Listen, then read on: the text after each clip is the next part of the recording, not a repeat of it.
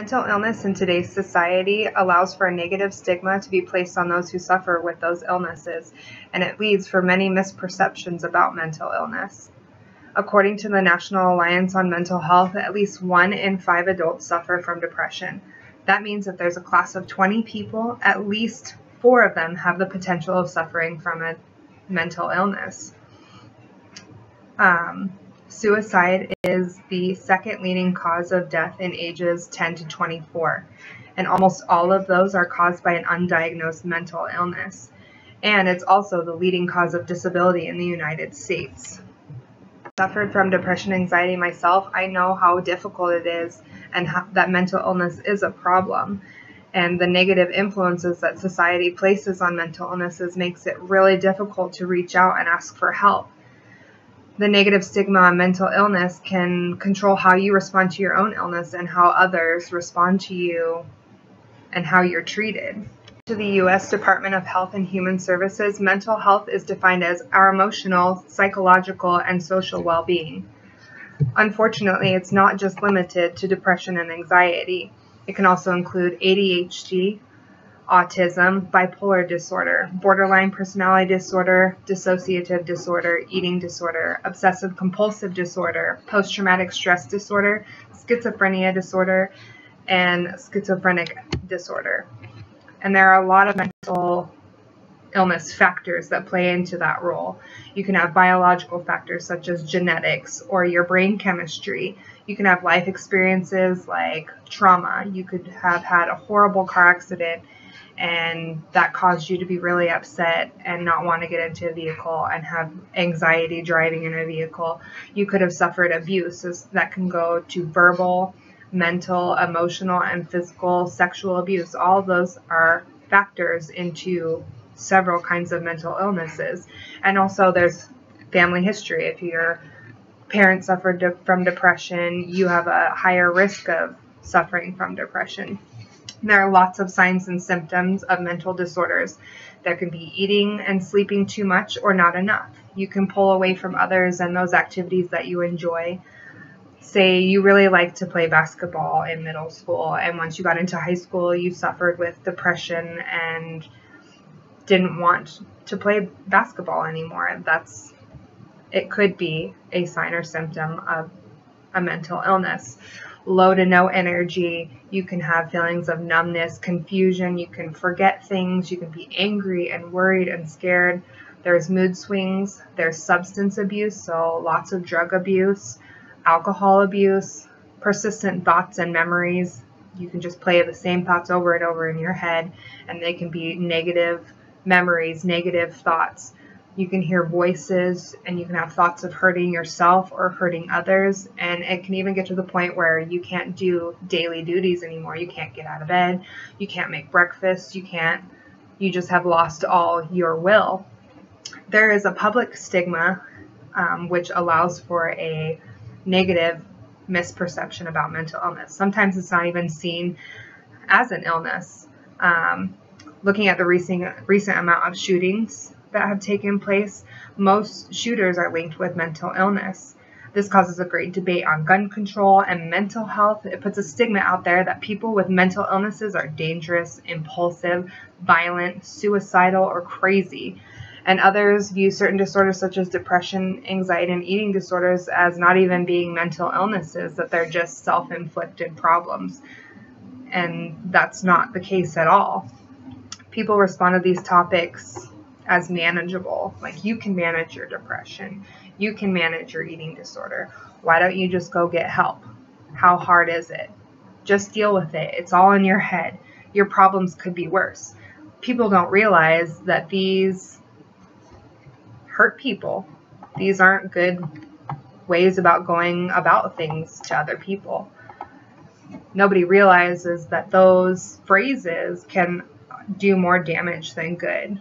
It's not fair. There's also a self-stigma about mental illness, the way that you perceive it if you're suffering from a mental illness. So those who are affected perceive their problem. They can be triggered by a negative stigma, by the public stigma placed on society, and those that are diagnosed can feel discriminated against, ashamed for having a problem, and this can cause people not to reach out and not to seek treatment, which is not a good thing either. And there are a lot of better, appropriate ways to respond. I personally suffered with depression and anxiety for a period of time. I cried on a daily basis at everything. I would talk down to myself in a negative way. It physically hurt for me to get out of bed, and I had no idea what was wrong with me. And my boyfriend would always tell me, oh, just cheer up. You'll be fine. Just get out of bed. Your life is great. And I had nothing to be sad about, but I didn't feel that way. And that caused him to take a negative approach to the situation that caused a lot of strain on our relationship. And we ended up actually breaking up for almost a year. But before we broke up, I went to counseling and I got on medication, and I thought that that would fix all my problems. Like, oh, if I just take this magic pill, everything will be great. I'll be okay. He'll want me back. He'll want to be my boyfriend. And after our breakup, I took a lot of time to regroup, and I realized that we weren't good together at that point because he wasn't supportive of what I needed. I needed to focus on myself, and I didn't realize what my worth was. I stopped taking medication, and I just threw myself into certain things like the gym and my daughter and school. And, you know, we got back together this year, which was great. I think that time apart, we both realized what we needed to work on. He needed to be more supportive and more receptive to my emotions, and realize that I'm going to have bad days, and that's okay. It's okay to have bad days. I have my periods every now and then where it physically hurts sometimes, and sometimes I don't want to do anything. I don't want to get out of bed. I'm sad.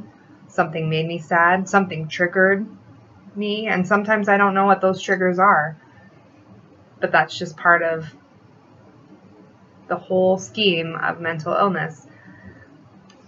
And the public should be responding in a different way. Instead of viewing it in a negative way, I think that if your loved one or someone you don't know is suffering from a mental illness, there are a lot of other things you can do. You can be supportive.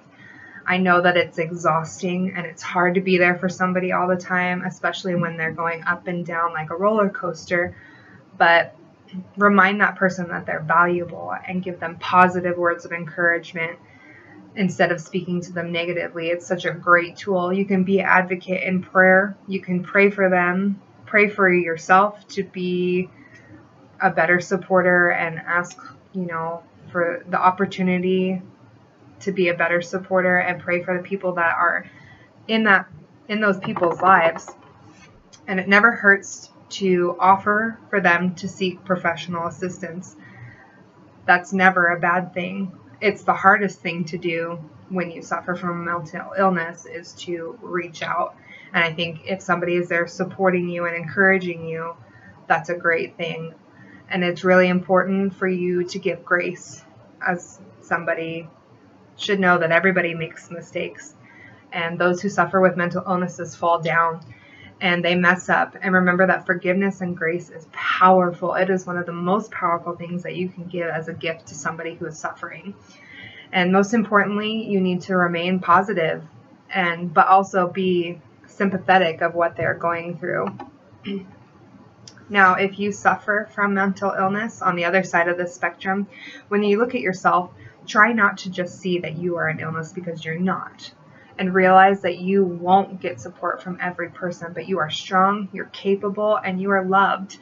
You may lose people, but you hold on to those who truly support you, and you don't have to struggle alone. There is so much professional help out there. There are hotlines, there are places of trust, there's counselors. The possibilities are endless. Of course, it's all easier said than done, but it is possible. Now, there is a lack of treatment for mental health. Like I said, suicide is the 10th leading cause of death worldwide. And 18 to 22 veterans a day commit suicide. 90% of children who die of suicide have a mental condition that's most likely undiagnosed. And you can lose your quality of life. You can lose your job. your family, your friends, and just everything can crumble beneath you. And without those tools and without being able to reach out and having support, those statistics will continue to rise. Mental illness will always exist. There will most likely always be a negative stigma against mental illness. It's important to be aware and proactive because this is a societal epidemic. So many people suffer and need support. So don't be quick to write people off. It's scary and difficult to process at times, and support is the best gift you can give somebody. So break the stigma.